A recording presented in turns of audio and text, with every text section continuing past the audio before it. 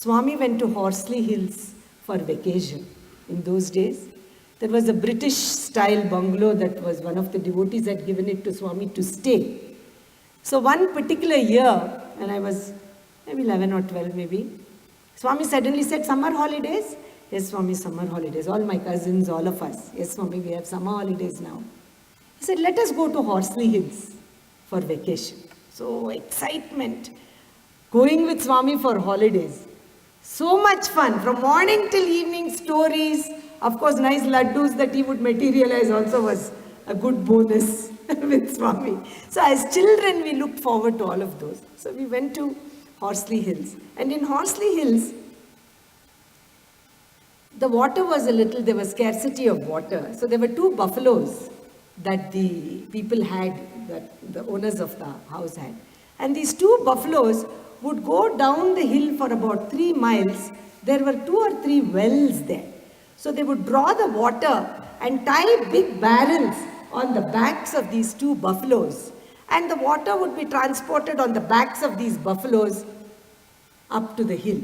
So that water would be filled in a tank, and that water would be used for washing clothes and washing dishes and things like that. And we were told to be very careful of the water, not to waste too much of the water, just like Melissa just announced, not to be careful. So these buffaloes used to make many trips from the hill down about 3 miles, go down, fill up the barrels with the water, come and fill the tank. So up and down, all day long these buffaloes were going back and forth. Not that we care, because we had Swami, right? From morning till evening there was Swami. He would be at breakfast time, he will say, what are you all having for breakfast today? We will go for walks with Swami. In that, under the tree, he will tell us some stories, sometimes play some games. I remember even sometimes with the really young children playing hide and seek, where he'll say, Swami, there's no use playing hide and seek. You give yourself away with your hair. You're hiding behind a tree, we can see your hair from a distance. What's the point of playing hide and seek? Anyway, all these things were happening. So this went on for about 10 days, and then after 10 days, Swami said, tomorrow morning everybody be ready, we will go back to Bangalore. So when you are traveling with Swami, you have to be ready. If Swami says be ready at 5:30, we better be ready by 5, because Swami will get in the car and leave. He is not going to wait for any latecomers and all. So when we say to Swami here in this program, we are going to start at 2 o'clock, he will be here. If nobody is here starting on time, he will leave. Say, you can enjoy your retreat, I'll go somewhere else. You see, because Swami is very particular about time. That is why today some lady sang Kalaya Namaha, some bhajan she sang, right? We are calling him, you yourself are time. For him, time is important. Anyway, so 5:30 he said, be ready. Everybody was ready. Everybody was sitting in the car, because Swami would say, be in the car. Swami will finish giving last minute darshan to people, get into the car. And we're all sitting in the car. Swami got into his car.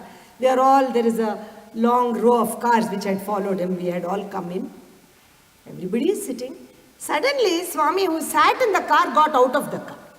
As soon as he got out, I was a kid, I was 10, 11 years old, given a little bit more freedom than the adults. So I got out, I was sitting in the edge, I wanted to see why Swami is getting out. Along with me, Kasturi ji, Kasturi who has written Swami's life, he got out of the car. He has gone from one side, I went from the other side, Swami went behind the building, this old bungalow where he had stayed. Wherever we don't clean, that's the place that Swami will go. So all these women and these people are saying, oh, why is this Swami going at the back of the building? Did we sweep it? Did we clean it properly? They are all talking in the car. Swami is going there. We better keep all the places clean, right? So Swami started to go to the back of the building. Kasturi also has come from one side of the building. I have gone, and we both met at the back. Swami started to walk towards the shed where these 2 buffaloes were tied, staying. Both Kasturi and I, we stopped behind the bush, because we are not supposed to be out of the car. We better stay here where Swami can't see us. Where is he going? A little bit away. Maybe Swami is near that door, we are here. Swami walks into the shed, these 2 buffaloes are there, and Swami is talking to them as though he is in the interview room, talking to like any other human being. Yemi dunnapotala, bagunara. He says, what, you 2 buffaloes, are you okay? And he's patting the cheeks and he's saying, And I can never forget this scene. I was only 10 years old, 50 years have gone by. I can see the tears rolling down the cheeks of those buffaloes. Swami is patting the cheeks of the buffaloes and saying, you did lot of seva for me, Bangaru. 3 miles every day, back and forth you have gone and brought the water for all my devotees this last 10 days. Per day you have made 9 trips or 8 trips. You have done so much seva for me. Thank you very much. Thank you very much. More than me, it has helped my devotees a lot. Your seva has been really appreciated by me. Don't cry, don't cry. I'll come back in 6 months' time. I'll be back to see you soon. Patting the cheeks of the buffalo as though young children. Materialize some vibhuti. Put it on the forehead of the 2 buffaloes. And he said, as though he's telling human beings like us, I'll go now. Farewell to both of you. I'll be back in 6 months' time. Don't cry. Don't cry. Keep doing your sadhana. He's telling the buffaloes, even at their level, they are doing sadhana. They are doing Swami's seva.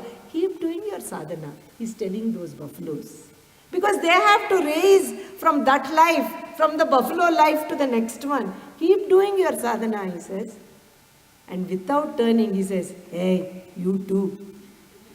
Dunnapotal. He called us also buffaloes. Why are you both out of the car? I told you to sit in the car. We are behind the bush. You see how we are. Same mistake, Swami, don't repeat, he says. Every discourse, Swami says, I am always with you. I am behind you, besides you. Intane, kantane, gentane, ventane. Eppudu untunnanu, he says. Intane, in your house. Ventane, behind you. Kantane, right next to you. Gentane, wherever you go, I come with you. We are forgetting. And we are hiding behind a bush, thinking he doesn't know what we are doing. With so much, and then he comes and says, Swami, you were blessing those buffaloes.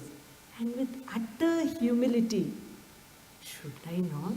They have worked so much for me. Is it not my duty? Is it not my duty? It's my duty, Bangaru. Got into the car.